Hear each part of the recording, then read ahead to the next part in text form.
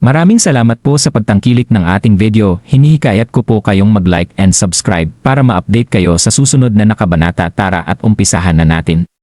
Lumukso si Sirs at sumali sa labanan ng walang pagdadalawang isip. FCK, pabagsakin nyo sila. Sa wakas ay nag-react na rin ang mga lalaki nilang kaklase at sumugod habang sumisigaw. Takot lumaban ng mga estudyante, pero wala na silang magagawa. Kung sa bagay, magmumukha lang silang mga duwag kung magtatago sila, pero sumugod na ang dalawang nagagandahang babae. Kailangang sabay-sabay sumugod ang mga estudyante nang maipit sila sa gulo ng mga tauhan ni Manny. Mayroong nasa 80 na estudyante mula sa parehong klase, kaya naman halos pantay lang ang bilang. Nagkaroon ng skills ang mga estudyante matapos ang ilang lessons sa Hexad School. Matapang malumaban ang mga kalalakihan nang may buong tapang para protektahan ang mga babae nilang kaklase. Napakagulo sa beach, hindi tumitigal ang pag-iyak ng ilan sa kanila. Thump! Thump! Thump! Nagkaroon ng pinsala ang parehong kupunan. Higit sa 20 na tauhan ni Manny ang bumagsak sa sahig. Nagtamo ng ilang sugat ang ilan sa mga lalaking estudyante. Pero hindi malala ang mga sugat nila, wala rin sa peligro ang buhay ng mga ito. Nanalo ang mga estudyante. Ginamit ni Yvette ang tsansa niya na makalapit kay Manny at binigya ito ng 2 sampal na halos nakapagpahimatay rito. Lumipad ito ng ilang metro pa atras, duguan ang kanyang bibig. FCK! Retreat! Retreat! Sigaw ng galit nag-alit na si Manny dahil sa kanilang pagkatalo. Naglakad ang mga ito ng ilang distansya at saka lumingon sa mga estudyante. FCKU! Huwag kayong magtatangkang umalis. Malalagot kayo, mag-antay-antay lang kayo. Natawa si Declan at ang mga estudyante. Magsalita ka lang. Bumalik kayo rito kung gusto nyo. Masaya ang mga ito sa kanilang pagkapanalo. Noong una ay naisip nila na hindi dapat sila makipag-away kay Manny at sa mga tauhan nito, nagulat sila nang mapagtantong mahina pala ang mga ito. Malaki ang ngiti ni Yvette, nagliwanag rin ang mukha nito sa excitement. Tama na yan. Huwag na natin sayangin ang oras natin sa mga gangster na yan. Nagugutom na ako, magbarbecue tayo. Naghanda sila ng napakaraming pagkain para sa picnic. Gumawa ng bonfire ang mga estudyante at nagtipon ng pabilog dahil excited ang mga itong magluto ng kanilang pagkain. Nag-usap ang mga ito habang nag-aantay maluto ang pagkain, relaxing ang oras na ito para sa kanila. Nag-unat si Kent at ngumiti. Epic ang nangyaring labanan. Tumango si Declan habang nakangiti, humarap ito kay Yvette. Ginulat mo kaming lahat ngayong araw, Yvette. Ang malabayaning tapang mo ay hindi bababa sa tapang ng isang lalaki. Pero okay din naman ang mga nagawa ko, natalo ko ang 5 sa kanila. Yvette, okay din ako. Napabagsak ko ang ilan sa kanila. Ako din tinamaan sila ng batong hinagis ko.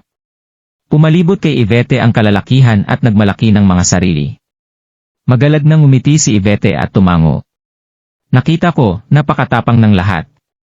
Napakagaling nyo. Sobrang saya ni Declan at ng iba pang lalaki nang marinig ang papuri ni Yvette. Worth it ang pagkakaroon ng sugat. Nga pala, nanood lang sa isang gilid si Derrybay. Hindi man lang siya gumalaw, sabi ng isa sa kanila. Sush! Nagtinginan ang lahat kay Daryl. Puno ng panlalait at pangmamaliit ang kanilang mga mata. Adult na siya pero ang alam lang niyang gawin ay manood sa isang tabi. Nakakahiya nga naman. Wala na akong mukhang maihaharap pa rito kung ako sa kanya. PSSY. Naiinis si Daryl sa pang-aasar ng mga estudyante. Hayop na yan. Paano ako makakagawa ng kahit ano? Paano ako lalaban kung wala akong internal energy sa ngayon? Nag-react si Daryl ng may bahagyang tawa pero hindi siya nagsalita. Nagpanik si Lily. Gusto lamang nitong mag-relax kasama si Daryl pero hindi siya handa para rito. Napansin ni Yvonne ang pagbabago ng ekspresyon ni Lily, tumayo ito at nagsalita, tama na yan. Pwede bang huwag niyo nang asarin si Daryl? Wala siyang internal energy ngayon, kaya para siyang isang ordinaryong tao. Wala rin masyadong mangyayari kahit nasubukan niyang lumaban. Tumahimik ang lahat nang patigilin sila ni Yvette. Pero puno pa rin ng pagkamuhi ang tinginan nila. OFCK guys, tingnan nyo. Papalapit sa atin ang mga bangka. Sigaw ng isa sa kanila. Hush! Nalipat sa dagat ang tingin ng mga estudyante. Marami silang nakitang mabibilis na bangka na papuntang Pangpang. Puno ito ng mga tao na may dalang mahahabang espada. Ano? Anong nangyayari? Nanlaki ang mga mata ni Declan. Ilang sundo lang ay narating na ng mga bangka ang Pangpang. Mabilis na tumalon pababa ang nasa halos 800 na kalalakihan, kumpiyansa ang mga ito habang naglalakad palapit sa mga estudyante. Napakaganda ng senaryo. Nasa unahan ang dalawang magkamukhang kalbong lalaki, malinaw na kambal ang mga ito, mayroon silang malakas na aura. Ang kambal ang una at pangalawang namumuno sa Coastline Sect. Ang mas matanda ay si Ocean Potter, habang si Raver Potter naman ang mas bata. Pareho silang level 3 Martial Saints. Gulat na gulat ang mga estudyante nang makita ang papalapit na dalawang level 3 Martial Saints na namumuno ng higit sa 700 katao. Bumilis ang tibok ng kanilang puso, nablangko rin ang kanilang isipan. Nasa likuran ng Power Twins sina Manny. Mukha itong mumi dahil sa nakabalot na bandages sa ulo nito upang matakpan ang kanyang mga sugat, katawa-tawa ang kanyang hitsura. Pero walang nagtangkang tumawa. Brother Ocean, ayon sila.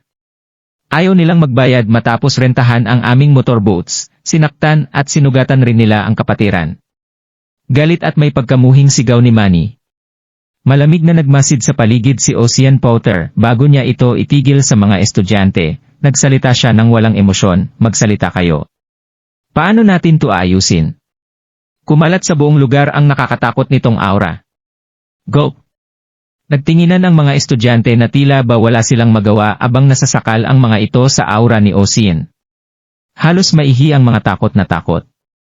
What the FCK? Bingi ba kayo o pipi? Hindi nyo ba narinig ang sinabi ko? Nagalit si Ocean dahil walang sumasagot sa kanyang tanong. Lumapit ito sa isang estudyante, habang may hawak na blade, sinipa niya ito ng mabilis. Sipa ito ng isang level 3 Martial Saint. Umubo ng dugo ang estudyante at umungol ito sa sakit habang nakahiga sa sahig. Nagtaas ng braso si Ocean at idinikit ang blade sa lig ni Declan bago pa makareact ang mga estudyante. Hayop! Kailangan ko pa bang ulitin ang sarili ko? Paano natin naayusin to? Hindi nagtaas ng boses si Ocean, pero naghingalo si Declan at agad itong pinagpawisan. Alam nitong babawian siya ng buhay kapag hindi maganda ang sinagot niya. Mayroong pamatay na aura si Ocean. Napaisip si Declan kung ilang buhay na ang kinitil nito bago magkaroon ng ganoong aura.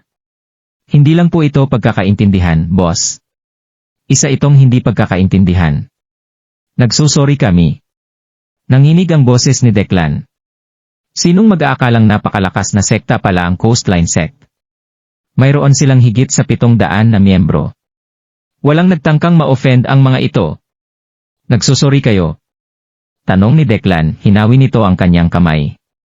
Daang-daang miyembro ng Coastline Sect ang sumugod sa mga estudyante. Boss, patawad po. Pwede ba kaming humingi ng tawad para dito? Bumigay ang ilang lalaking estudyante, at paulit-ulit na humingi ng tawad, namutla ang kanilang mukha sa takot. Opo, isa lang itong hindi pagkakaunawaan. 720,000 bucks, hindi ba? Magbabayad na kami ngayon. Nagbangko ang isip ni Declan nang maramdaman niya ang malamig na blade sa kanyang lig. Halos umiyak na ito. Boss, ipapasa na po namin sa inyo ang pera ngayon. 720,000 bucks. Ngumiti ng masama si Ocean. Kayo ang gumalit sa Coastline Sect. Hindi kayo pwedeng magbayad ng mas mababa. Kundi ay mayayari kayo sa amin. Tapos ay itinaas nito ang blade para tamaan si Declan. Napasigaw sa takot ang ilang estudyante, ipinikit pa ng iba ang kanilang mga mata. Natatakot ang mga ito na makita ang karumal-dumal na pangyayari. Boss? Nagtayuan ang lahat ng buhok sa katawan ni Declan nang makita niyang nalaglag ang blade. Nalaglag sa kanyang mga tuhod at narinig ang isang plop. Boss, inaamin ko po ang pagkakamali ko. Pakiusap, huwag niyo po akong papatayin, kasalanan ko ang lahat. Pakiusap, maawa po kayo, handa akong magbayad kapag humiling kayo, garalgal ang boses ni Declan. Kahit na nakakahiya ang ginawa nitong pagluhod sa harap ng mga kaklase, wala ang ego kung ikukumpara sa kanyang buhay. Walang emosyong nagbuntong hininga si Osin. Kapag humiling ako, sige. Papakawalan ko kayo kung bibigyan mo ako ng 20 billion bucks. Walang tawad. Sandali, ano? 20 billion. Natulala si Declan at ang mga kasama nito. Mapait silang nagtinginan. Hindi ito maliit na halaga kahit na nanggaling pa sila sa mayayamang pamilya. Iba ito kung ikukumpara ang 20 billion bucks na halaga ng mga ari-arian sa 20 billion bucks na cash. Kahit ang pinakamaimpluwensyang pamilya ay mayroon lang 3 million bucks na cash. Halos imposible na ang magkaroon ng 20 billion. Pero hindi nila pwedeng tanggihan ang alok. Mayroon ba kayong pera o wala? Galit na sabi ni Ocean, naubos na ang pasensya nito.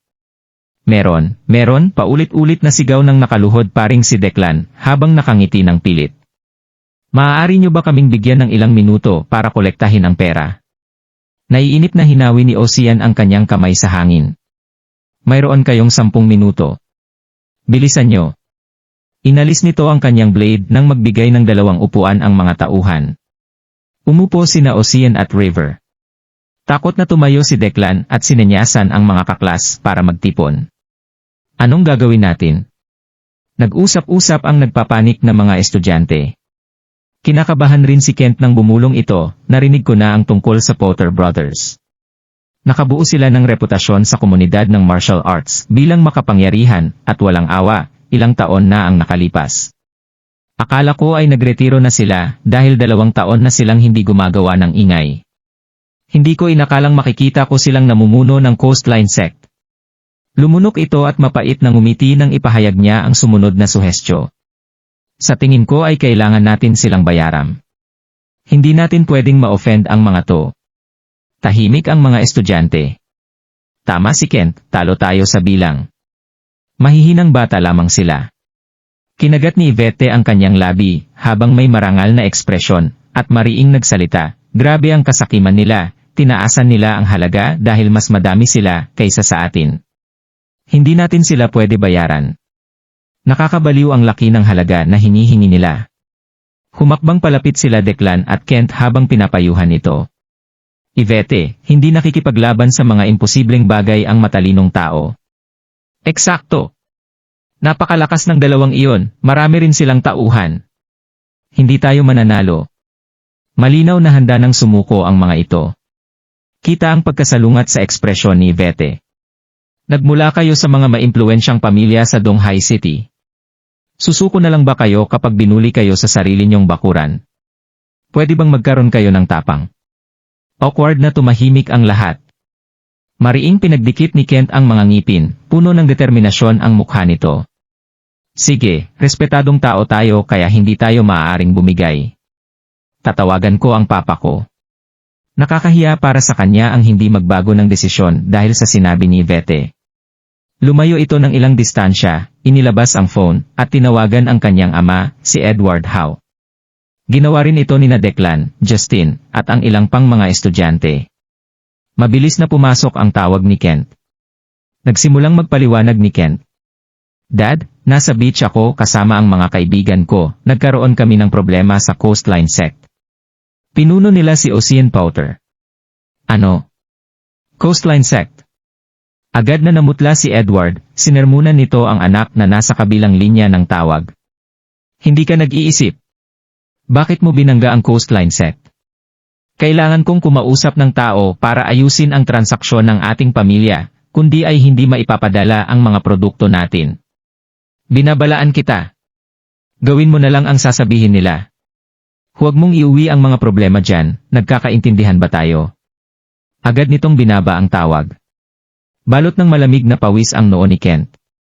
Hayop! Mas mababa si Papa kaysa sa Coastline Sect. Ano nang agawin namin? Umasim ang ekspresyon ni Justin nang babaan ito ng telepono ng kanyang tatay. Sinabi ko sa papa ko ang nangyari, sinermonan niya ko.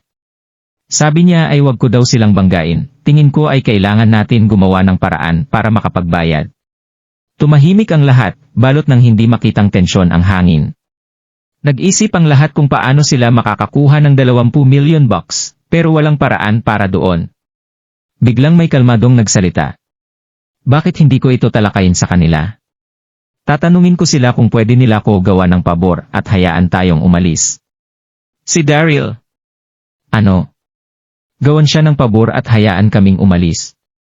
Nalipat kay Daryl ang atensyon ng mga estudyante, puno ng pagkagulat ang tinginan ng mga ito. Nagsalita ang isa sa mga babae, Daryl, gumagawa kami ng paraan para makahanap ng pera. Pwede bang huwag ka muna gumawa ng gulo ngayon? Nababaliw ka na ba Daryl? Naiiritang sabi ni Declan. Tinuro niya si Daryl habang sinisigawan ito, bakit ka naman gagawa ng pabor ng Coastline Sect?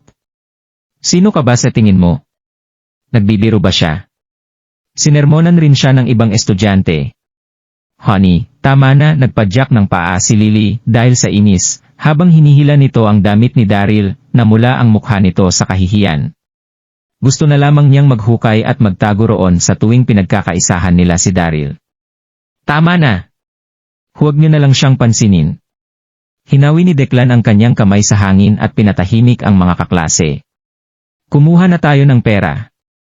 Nagbuntong hininga si Daryl habang tahimik na nilabas ang kanyang phone para mag-text kay Zephyr Dixon. Lumapit sa kanila ang Potter Brothers nang matapos ang 10 minuto na binigay sa kanila, hinila ng mga ito ang blades na hawak na nakadikit sa sahig. Gumawa ito ng sparks at pagkiskis na ingay. Nasa inyo na ba ang pera? 20 billion bucks lang naan yon, kaya bilisan nyo na. Nauubos na ang pasensya ni Declan. 20 billion lang. Gusto nang umiyak ng mga estudyante pati na rin ni Declan. Hindi tumutubo sa puno ang pera.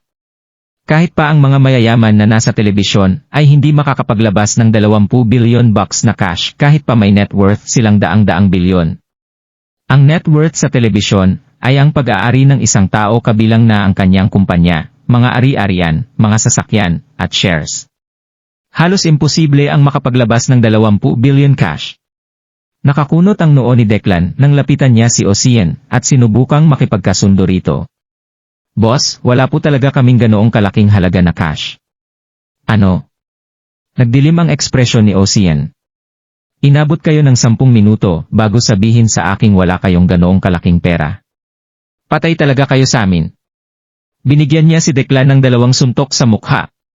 Nabasag niya ang ilang ngaipin ni Declan, halos mahimatay rin ito sa sakin. Boss, pakiusap tama na po.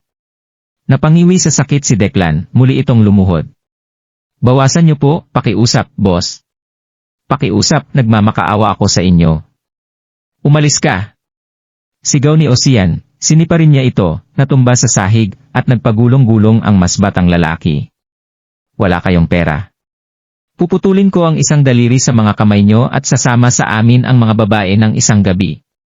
Sabi ni Declan nang bigla nitong hinablot ang kamay ni Lily. Nakuha ng ilang kababaihan ang atensyon nito. Napakaganda ng mga abaing yon, hindi makaisip si Declan nang maikukumpara sa mga ito.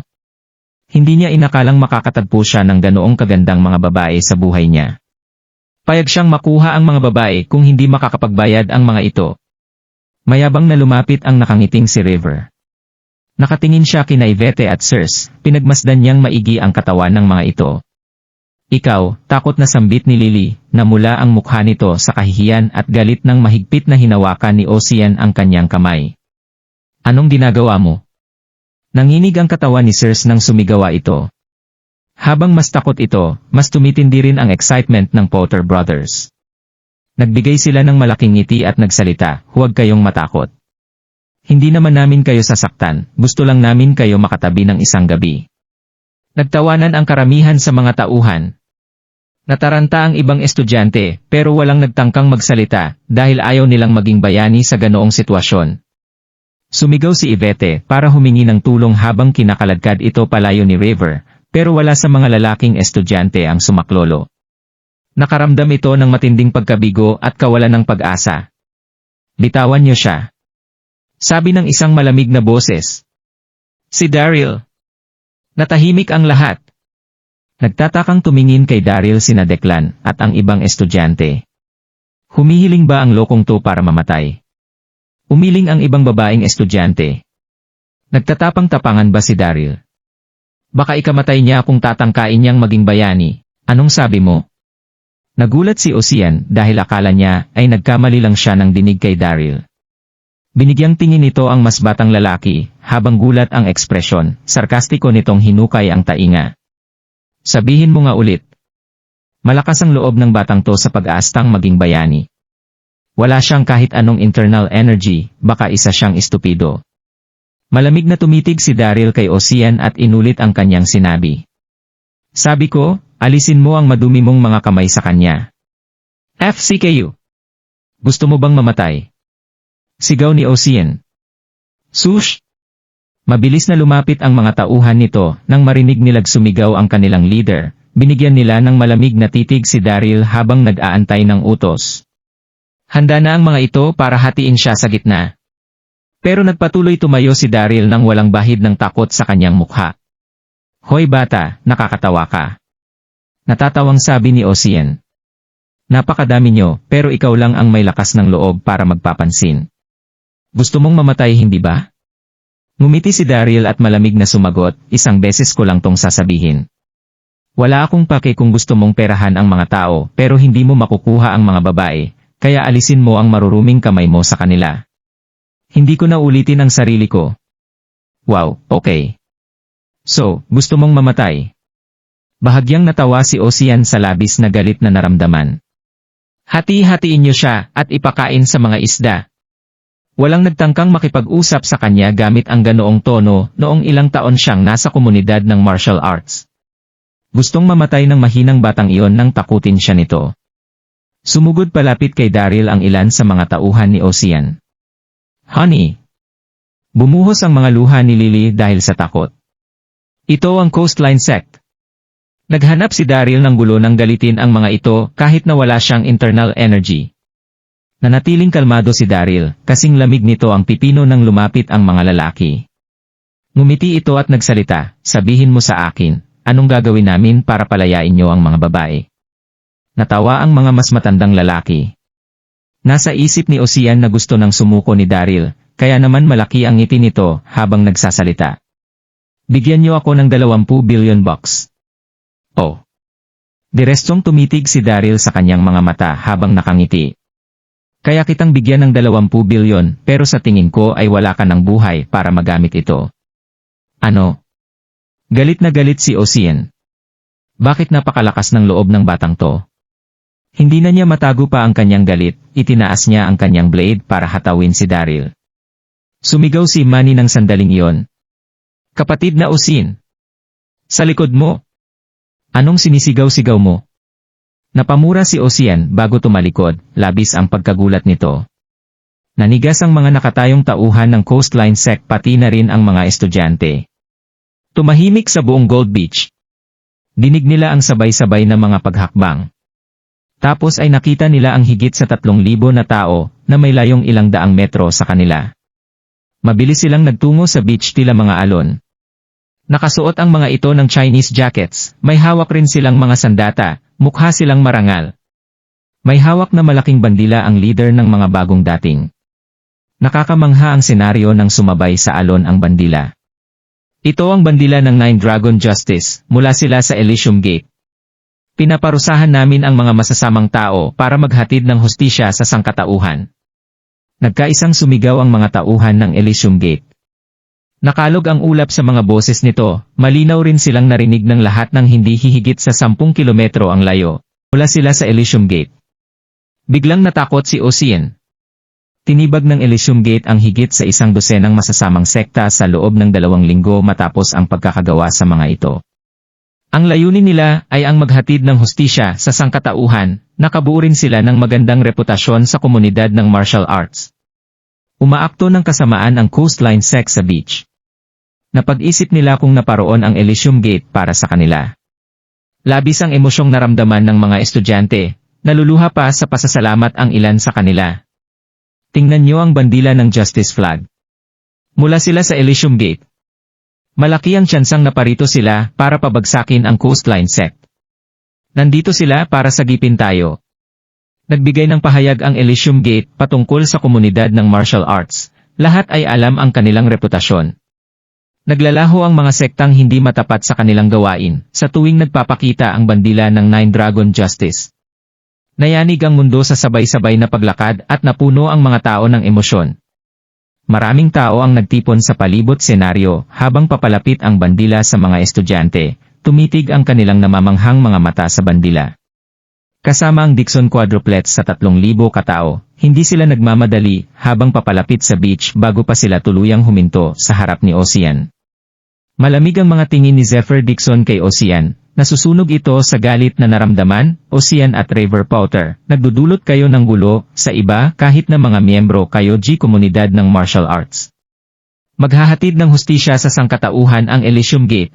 Narito kami para pabagsakin ang Coastline Sect. Mayroon ba kayong huling salita? Flash. Sabay-sabay na nilabas ng 3,000 na tauhan ang kani-kanilang espada. Mabilis na nangibabaw sa mga ito ang malulupit na pamatay na aura. Nawala ang dugo sa mukha ni Ocean, hindi niya mapigilan ang panginginig. Ikaw si Zephyr Dixon mula sa 4 Warlords. Narinig nito na ang Dixon quadruplets ay ang 4 Warlords, at ang kanilang leader ay si Zephyr. Nataranta si Ocean nang hindi siya sagutin ni Zephyr. Pag-usapan natin to kapatid. Totoong business ang Coastline Sect at wala kaming ginagawang masama. Mabilis itong namawis. Kahit na level 3 Martial Marquis ang magkapatid, isa lamang mga mandurugas ang kanilang mga hindi kalakasang tauhan. Hindi sila nagtangkang ma-offend ang Elysium Gate. Labis ding namawis ang mga tauhan ng Coastline Sect, hindi rin sila nagtangkang umutot. Pinagmasdan ni Zephyr ang mga estudyante, habang bahagyang nakangiti, pinanatili niya ang ekspresyon sa mukha ng matunton niya si Daryl. Nag-send ng text si Daryl na nagpapaalalang hindi nito maaaring ipag-alam ang kanyang pagkatao bilang master ng sekta. Sa katunayan ay hinahanap pa rin siya ng 6 sects. Muli itong lumingon kay Ocean. Walang ginagawang masama. Dumadaan lang kami at mukhang naparito ka para isahanan ng mga estudyante. Tumango ang mga estudyante. Opo. Pakiusap, tulungan niyo kami. Tinatakot nila kami. Kailangan niyong maalis ang mga bully. Tumango si Zephyr bilang pagkilala sa kanilang mga pahayag bago pa siya muling lumingon kay Ocean. Bumuhos ang galit nito. Maya paliwanag niyo ba ito? Kasi. Kami ay. Ang napaataras na si Ocean ay balak tanggihan ang mga ginawang kasamaan, pero nakaramdam lang siya ng kawalan ng pag-asa nang binuking sila ni Declan at ng iba pa. Sobrang nabahala si Ocean dahil sa pamatay na aura ng mga tauhan ni Elysium Gate. Bumigay ito at napaluhod habang nakakunot na nagmamakaawa. Kapatid na Zephyr, pwede mo ba akong bigyan ng pagkakataon? Sinisiguro ko sa inyong hindi ko na ulit ito gagawin. Mabilis na nagdagdag si River, opo, magiging mabuting tao na kami simula ngayon. Alam nilang ang pagtanggi ay maaaring magdulot ng pagkawala ng kanilang mga buhay. Malagim nang umiti si Zephyr at sinabing, hindi lahat ng masasama ay karapat dapat bigyan ng kapatawaran. Mga kapatid, italin niyo sila. Ang mga hindi susunod ay mamamatay. Dinig sa buong beach ang kakaibang boses ni Zephyr. Sumunod sa utos ang mga tauhan ni Elysium at sabay-sabay na sumugod. Mabilis na pinagpawisan si Ocean dahil walang paraan para makipagsabayan sa mga ito sa ganitong sitwasyon. Baka mamatay rin siya ng gabing iyon. Sa loob lamang ng ilang minuto ay nakatali na ang lahat ng tauhan ng Coastline Sect at wala sa mga ito ang natangkang manlaban. Ipakalat niyo ang salita. Malamig ang tono ni Zephyr habang nakatitig sa dagat. Haghugin niyo ang lahat ng pag-aari ng Coastline Sect at ipamigay niyo sa mga lokal. Ang sektang ito ay isa ng kasaysayan simula ngayon araw. Naiintindihan po namin. Sabay-sabay na sigaw ng mga tauhan ng Elysium Gate. Nayanig rin dito ang kalangitan. Pagtapos ay kamangha-manghang umalis ang mga ito sa ilalim ng pamumuno ni Zephyr. Biglang lumuhod ang isang mangingisda. Salamat, Elysium Gate. Habang buhay kaming magpapasalamat sa inyong tulong. Ang mangingisda ay nasa 60 ang edad at umiiyak ito sa pasasalamat. Nagdulot ito ng domino effect. Plop! Plop! Nagsimulang lumuhod ang mga lokad ng may labis na pasasalamat. Salamat, Elysium Gate, sa pagtulong sa amin. Salamat, Elysium Gate. Hustisya para sa sangkatauhan. Sa wakas ay tapos ang aming paghihirap. Sinimot na ng Coastline Sect ang halos lahat ng mapagkukunan sa beach. Inalipin at minaliit din nila ang ka-residente. Naibalik ng Elysium Gate ang kanilang kapayapaan nang maiwaksi nila ang Coastline Sect. Kaya naman, labis ang pasasalamat ng mga ito. Hindi tumitigil sa pasasalamat ang mga kababaihang may dalang mga bata sa kanilang braso habang pinapanood ang mga itong umalis. Ginaya rin ng mga bata ang mga matatanda at yumuko bilang pagrespeto. Bilang mga residente ng Gold Beach, nandito kami para pasalamatan ang Elysium Gate. Hinihiling namin na magkaroon ng masaganang tagumpay ang hindi mapapantayang meter ng sekta na si Darby sa pamumuno ng komunidad ng martial arts, makaakyat sa pinakataas. Ibinato palayo ng isang matandang lalaki ang kanyang tungkod, habang nanginginig ang mga kamay ay sumigaw ng buong lakas. Hinihiling namin na magtagumpay ang hindi mapapantayang master ng sekta na si Darby sa kanyang pamumuno sa komunidad ng martial arts, at makarating sa tuktok. Hinihiling namin na magtagumpay ang hindi mapapantayang master ng sekta na si Darby sa kanyang pamumuno sa komunidad ng martial arts, at makarating sa tuktok. Sabay-sabay na sumigaw ang mga residente ng Gold Beach, medyo namaos ang kanilang mga boses pagtapos. Nagbigay ng makahulugang tinginan ang mga estudyante, mangiyak-ngiyak rin ang mga ito. Talaga nga namang enggrande ang Elysium Gate. Medyo napangangapa ang mamula-mulang labi ni Sir Sahil sa pagkamangha, nagliwanag rin ang kanyang mukha. Tama ka. Sino kaya ang hindi mapapantayang Darby? Mahinahong sabi ni Yvette habang nakakagat sa labi. Muntik na sila doon. Hindi nila maisip kung anong mangyayari kung nahuli ng 1 minuto ang pagdating ng Elysium Gate. Bumuhos ang tawa ni Kent. Napakaswerte natin at nakasalubong natin ang Elysium Gate. Kung hindi dahil sa kanila, ay naihina si Daryl sa kanyang pantalon. Nagtawanan rin ang ibang estudyante. Mapagmaliit ang mga titig ng ilang babae kay Daryl nang magsalita si Daisy Palmer. Ano bang iniisip mo, Daryl? Sa tingin mo ba ay may kakayahan kang maging isang bayani? Patay ka na kung hindi dumating sa oras ang Elysium Gate. Ilalagay mo lang kami sa mas malalim na gulo, tama siya. Bakit mo ginawa yun, Daryl? Wala kang internal na enerhiya. Mailalagay mo lang kami sa mas malalim na gulo kay Ocean Powder kung hindi dumating ang Elysium Gate. Sinusubukan mong maging bayani? Kaya mo bang gawin yon? Isa ka lang nakikitirang manugang. Nagkibit balikat lang si Daryl bilang sagot sa kanilang mga pagpuna. Natakot kayo nang mapalibutan kayo ng Coastline Sect, wala sa inyo ang nagtangkang magsalita noong ginugulo nila ang mga babae. Wala akong internal na enerhiya pero kahit papano ay may tapang ako para magsalita.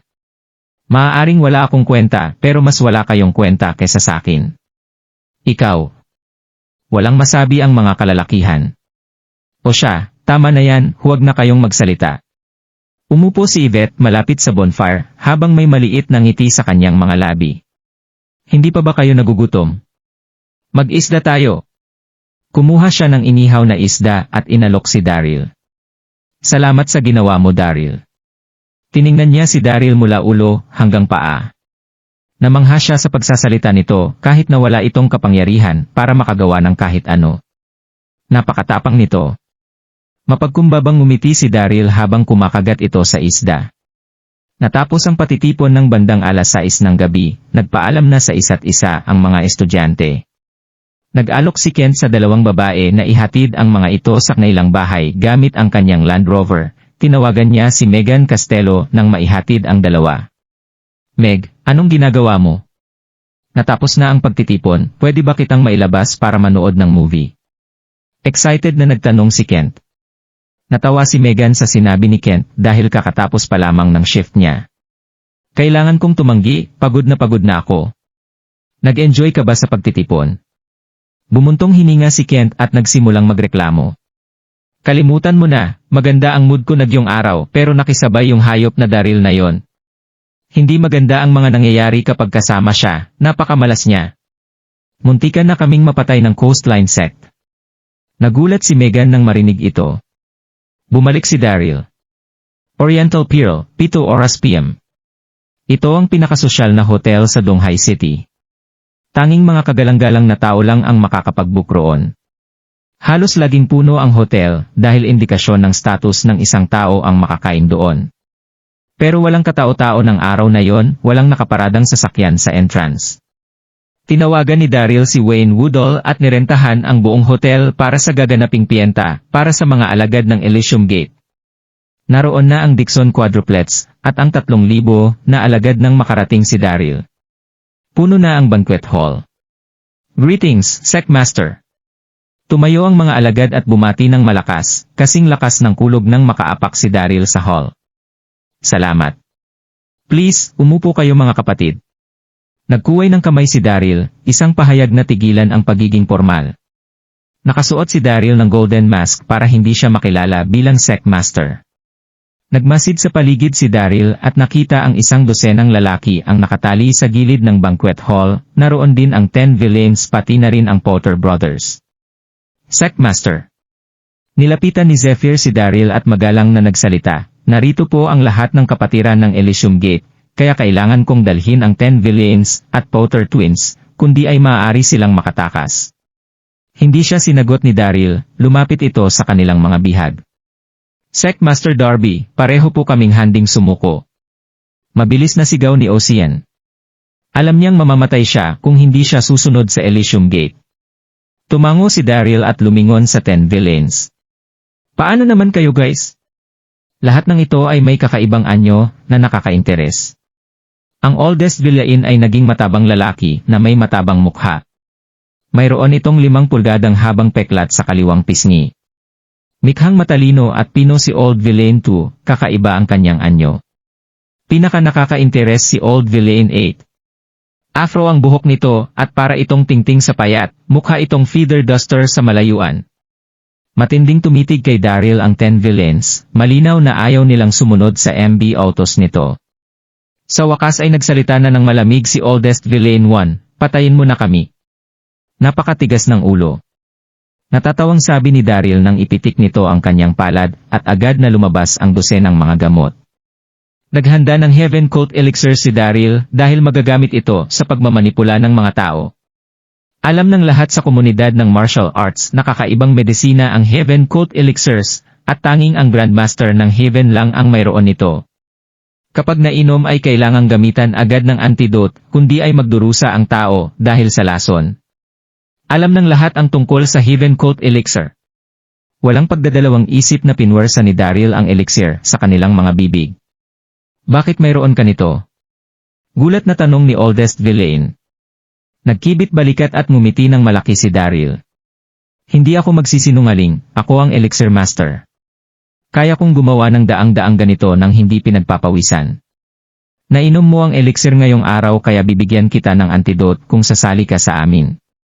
Kapag tumanggi ka, maaari kang mag-antay sa lason para magdusa.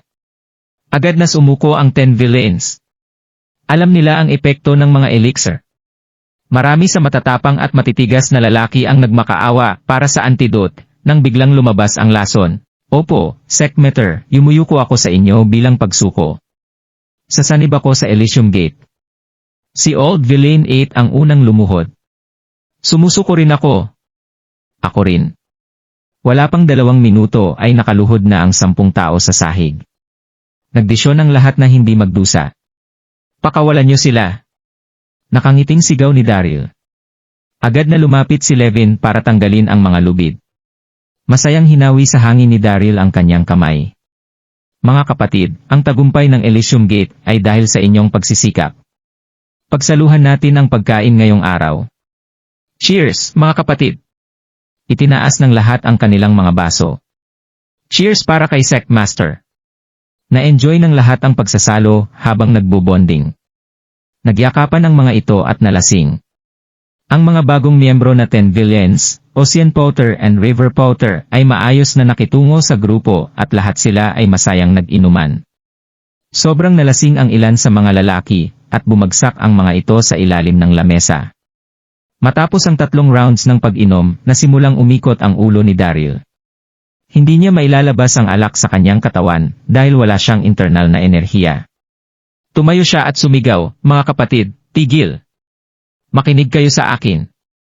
Kahit nalasing na ang lahat, masunuring pa rin nilang binaba ang kanilang mga inumin habang nakatingin kay Daryl. Ocean Potter, River Potter, sabi ni Daryl. Yes, sir. Nagmadaling lumapit ang 2 ang lumuhod sa harap nito. Simula ngayong araw, bibigyan ko kayo ng award bilang Henry B. General, kaswal na sabi ni Daryl habang kakaisip niya lang ng pangala habang nagsasalita. 10 Villain, lumapit rin kayo dito, dagdag ni Daryl. Agad na lumapit ang 10 Villain at lumuhod sa harap nito. Tiningnan sila ni Daryl at nagsalita, hindi magandang pakinggan ang pangalang The 10 Villains. Tandaan niyo na kapag umanib kayo sa Elysium Gate, ay kailangan niyong gumawa ng napakaraming kabutihan. Hindi ko na aalalahanin ang mga nagawa niyong kasamaan, pero kung ulitin niyo ang mga yon ay hindi ako magbibigay ng awa sa inyo. Yes, sir. Sambit ng oldest villain. Tumango si Daryl. Mula ngayong araw, babansagan kayo bilang the 10 Heaven Masters. Salamat po, Secmaster. Masaya ang lahat sa bago nilang pangalan. Nagbuntong hininga si Daryl. Nakainom siya ng marami, naglakad siya patungong washroom para maghimalos nang sa gayon ay tumino siya kahit papano dahil sa alak. Sa wakas ay nasa maayos na daan na ang Elysium Gate. Ang Henry B. General, nakilala noon bilang sina Ocean at River Potter ay Level 3 Master Generals. Level 1 Master General naman ang 4 Warlords at Wind Rain Thunder, samantalang Master Generals naman ang 10 Heaven Masters. Katakot-takot ang kapangyarihan ng Elysium Gate. Naghilamo si Daryl at bumalik para sa isa pang round nang biglang nagring ang kanyang cellphone. Tumingin sa screen si Daryl at nagkunot ng kilay. Megan. Anong gusto niya? Ang mga imahe ng mga pangyayari sa Lion Slaughtering Conference ay nagpakita sa isipan ni Daryl. Sinaksak ng babaeng iyon ang tiyan ni Daryl, halos mabawian rin siya ng buhay dahil dito. Bakit siya tumatawag? Gustong niyang ibaba ang tawag pero nagdalawang isip ito at sinagot na lamang. Mahal kong kapatid. Narinig niya ang boses ni Megan sa kabilang linya ng tawag. May oras ka na ba ngayon? Sinabi ni Kent na bumalik na si Daryl sa Donghai City. Napaisip pa ito ng ilang sandal bago siya nagkaroon ng tapang na tawagan si Daryl. Anong kailangan mo? Malamig na tanong ni Daryl. Hindi galit si Daryl sa kanya hanggang sa masaksak niya ito gamit ang espada. Pinilit siya ni Abbess Mother Serendipity na gawin yon. Mahirap ang nangyari para sa kanya. Dinig ng nasa kabilang linya na si Megan ang lamig ni Daryl. Nagkagatlabi siya at gusto na niyang umiyak. Mahal kong kapatid, totoong nagsisisi ako. Hindi ko gustong saktan ka ng araw na yon, pero pinilit ako ng master, kaya wala akong nagawa. Umaasang sinabi ni Megan, gusto kong makipagkita para personal humingi ng tawad. Pwede ko bang gawin yon? Umupo si Daryl sa upuan matapos niyang lumabas ng washroom. Uminom siya ng wine at hindi nagsalita. Mahal kong kapatid, hindi maganda ang naramdaman ni Megan. I'm sorry. Pakiusap, hayaan mo kung makausap ka ng personal kundi ay makakaramdam ako ng pagsisisi buong buhay ko. Papatayin ko ang sarili ko ngayon din kung hindi ka papaya na makipagkita sa akin. Bumuntong hininga si Daryl. Saan tayo magkikita? Ayaw siyang makita ni Daryl, pero naramdaman nitong wala siyang magagawa matapos niyang marinig ang sinabi nito. Isang beses lamang siyang makikipagkita. Nakaramdam ng saya si Megan nang marinig na makikipagkita si Daryl sa kanya. Sa wakas ay pumayag ka ng makipagkita. Napakasaya nito. Para siyang bata sa saya na ipinakita. Labis ang pagsisisi ni Megan sa nagawa. Nag-alala ito na baka hindi na siya pansinin ni Daryl, kaya naman napakasaya niya nang pumayag itong makipagkita. Mag-aantay ako sa Blue Dream Bar. Pagtapos ay binabaan ani Megan ang tawag. Sa Blue Dream Bar. Malayo sa city center ang nasabing bar. Tahimik ang lugar, katamtaman lang rin ang takbo ng negosyo. Pero kakaiba ang interior decorations nito. May tumutugtog na musika at sumasayaw sa dance floor ang mga abbait lalaki. Maganda ang kapaligiran. Nasa loob na si Megan nang dumating si Daryl. Agad siyang tumayo pagkakita rito, binati niya ito. Nandito ka na. Labis ang pagsisisi ni Megan, hindi na siya kasing yabang ng dati niyang sarili, mabait na siya. Tumango si Daryl habang nakatingin dito. Matagal-tagal din niyang hindi nakita si Megan, nagmukha itong mas sexy. Nagsuot si Megan ng dark blue na pantalon at hapit na pang-itaas, sakto ang sukat nito sa maganda niyang katawa, kakaiba ang pagka-sexy niya. Maingat na nagtanong si Megan nang makaupo na sila, galit ka pa rin ba sa akin? Ngumiti si Daryl, pero hindi siya nagsalita. Kinagat ni Megan ang kanyang labi. Alam kong papatawarin mo ako, hindi ba? Nagbuntong hininga si Daryl. Kaya niyang kalimutan na sinaksak siya nito, pero sumang-ayon si Yvonne na magpakasal kay Jeremy para mailigtas siya kahit na hindi naman niya ito kailangang gawin. Kaya niyang palampasin ang nangyari dahil na rin sa marunong humingi ng tawad ni Megan. Yumawa si Daryl. Ayos lang. Huwag mong alalahanin yon, alam kong wala kang magagawa, pinapatawad kita. Excuse me, pupunta lang ako sa washroom. Masyadong maraming nainom si Daryl kasama ang Elysium Gate. Nahiya ito dahil sa kailangan niyang pumunta sa washroom ng mas madalas. Nagtungo itong washroom at dali-daling pumunta sa kubeta. Namangha si Megan sa ekspresyon ni Daryl, medyo mas na-relax ito. Na-appreciate niya ang kanyang relasyon kay Daryl. Umaasa itong hindi maaapektuhan ang kanilang relasyon sa nangyari sa Lion Slaughter Conference. Gumaan ang pakiramdam ni Megan nang pumayag si Daryl na aptawarin siya. Nagring ang cellphone sa kanyang bulsa, hapit ang suot niyang jeans kaya naman nahirapan siyang kunin ito. Nanigas ang kanyang mukha nang makita ang numero sa screen. Si Gian, ang miyembro ng younger generation. Hindi naging maganda ang relasyon nito kay Gian, kaya paniguradong master niya ito. Agad na sinagot ni Megan ang tawag, sa inaakala, narinig niya ang boses ng Abyss Mother Serendipity, Megan. Yes, Master, mahinahong sagot ni Megan. Late na, bakit siya tatawagan ng kanyang master? Narinig kong nagbalik si Daryl sa Donghai City, alam mo ba ang tungkol dito? Kaswal na tanong ng Abyss. Kinilabutan si Megan, halos hindi niya mahawakan ng maayos ang kanyang cellphone. Paano nalaman ng Abyss Mother Serendipity ang tungkol kay Daryl? Alam ba nitong makikipagkita si Megan kay Daryl? Kinamumuhian ito ng kanyang master, umiling si Megan at sinabing, Hi. Inantala siya ng Abyss. Megan, ikaw ang pinakamagaling na miyembro ng Imi family, ikaw rin ang pinakamatandang alagad. May ibibigay akong importanteng misyon para sayo. Nagbuntong hininga ito at gumaan ang loob, isang misyon lang pala. Ngumiti siya at tumango. Ano po yon, Master? Tatapusin ko ito. Magaling. Tumango ang Abyss at maingat na nagsalita. Alam mo namang noong Lion Slaughter Conference, ay nanalo ng first prize ang talunang si Daryl. May karapatan siya para patayin ang Golden Lion, pero pinakawalan niya ito. Dapat ay ibigay ng Golden Lion kay Daryl ang Supreme Mystery Scripture.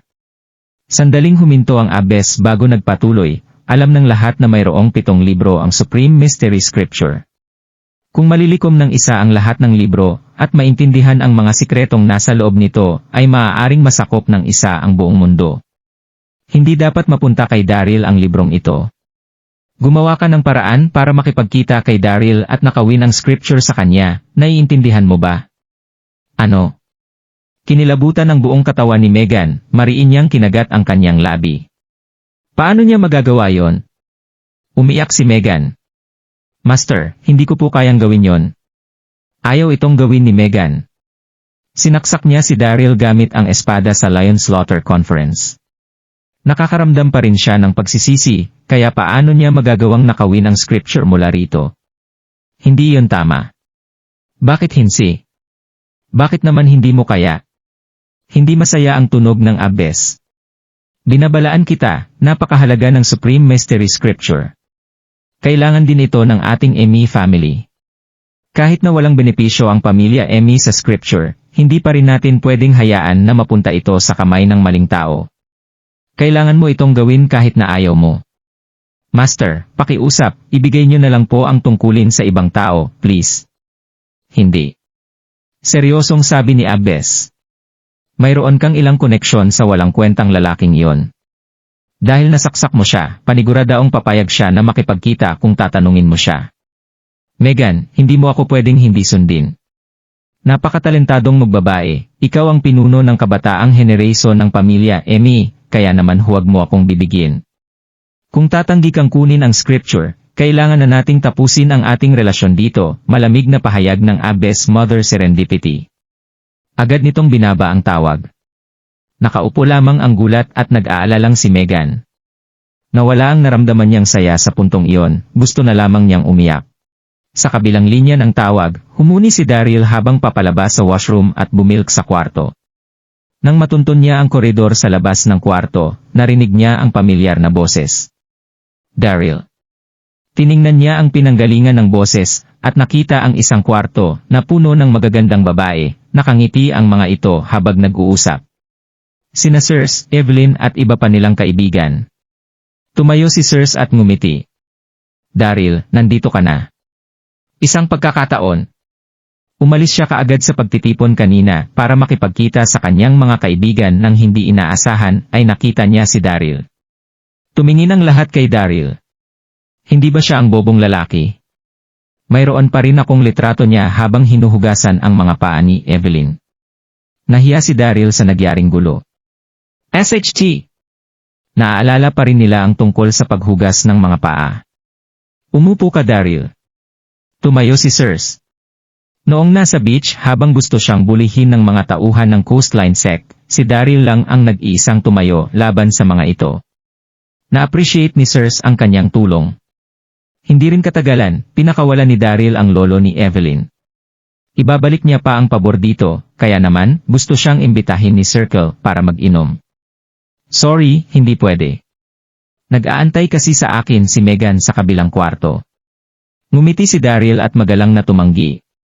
Sikat si Megan sa Donghai City dahil pinuno siya ng Criminal Investigation Team, narinig na ng lahat ang tungkol sa kanya. Imbitahan natin si Megan na sumama, pwede ba? Excited na tanong ni Sirs. Nagpadyak ng paa si Evelyn nang makita ang mga nagyayari. Sirs, nandito tayo para kay F. Bakit kailangan natin imbitahin ang walang kwentang nilalang? Biglang nairita si Evelyn nang makita si Daryl. Paano siya makikipag-inuman dito kung pinilit siya ni Daryl na tawagin niya itong kapatid bago pakawalan ang kanyang lolo? Kahiyahiya nga naman. Ngumiti si Sirs. Isang pagkakataon. Tabi-tabi tayong umupo. Ayos lang ba, Daryl? Hindi na siya magawang tanggihan ni Daryl kaya naman tumango ito at dinala si Megan sa kwarto para uminom ng kaunti kasama sina Sirs at ang mga kaibigan nito. Swerte si Daryl ng gabing iyon. Napakaraming babae sa kwarto at siya lang ang nag-iisang lalaki. Napakaabala ng kanyang mga mata, isa-isa niyang tiningnan ang kababaihan. Hindi maganda ang hitsura ng mukha ni Megan. Binigyan siya ng imposibleng gawain ng kanyang master, halos hindi siya makahinga. Napagtanto ni Daryl na marami-rami na siyang nainom matapos ang ilang rounds. Nahilo ito, nakainom siya ng dosenang bote sa Oriental Pier, at dumagdag pa ang inom ngayon kasama ang mga babae. Hey Daryl, hindi mo na kaya? Tanong ng isang babae habang nakatingin kay Daryl. Mas grabe ka pa kesa sa amin, nalasing matapos uminom ng kaunti. Oo nga Daryl, ubusin mo yan, sabi ng isa pang babae. Pinilit ng lahat si Daryl na mas damihan pa ang pag-inom dahil siya lang ang nag-iisang lalaki doon. Naging blangko ang isip ni Daryl, pero hindi niya matanggihan ang mga babae. Sunod-sunod pa siyang uminom, sobrang lasing na ito, kaya hindi na niya alam kung paano tatanggi. Sa wakas, hindi na matiis pa ni Circle ang mga nagyayari. Mahinahon siyang nagsalita, tama na, huwag niyo na siyang pilitin uminom, narating na niya ang kanyang limit. Walang internal na enerhiya si Daryl, magiging masama sa kanyang katawan ang pag-inom ng sobra. Tumawa ang isa sa mga kaibigan niya matapos niyang magsalita. Hey Sirs, interesado ka ba kay Daryl? Nagsimulang pagtawanan ng mga babae si Sirs. Kulay scarlet red ang mukha ni Sirs habang hindi nito alam ang isasagot. Nanatiling tahimik si Evelyn, masama ang kanyang loob. Ipagpatuloy niyo lang. Hayaan niyo siyang malasing hanggang sa hindi na siya gumising. Nagpatuloy sa pamimilit ang mga abay, mapula ang mukha ni Daryl matapos ang hindi mabilang na pag-inom. 12 ng bote ang nakapalibot sa paanan nito. Sa wakas, hindi na kaya ni Daryl, nakatulog siya sa lamesa. Ngumiti ang ilang babae habang inaayog ang balikat ni Daryl. Daryl gising, inom pa tayo. Lasing na siya kagad. Hindi masaya yon. Tumayo ang ilang babae at nagsalita, Sirs tara na.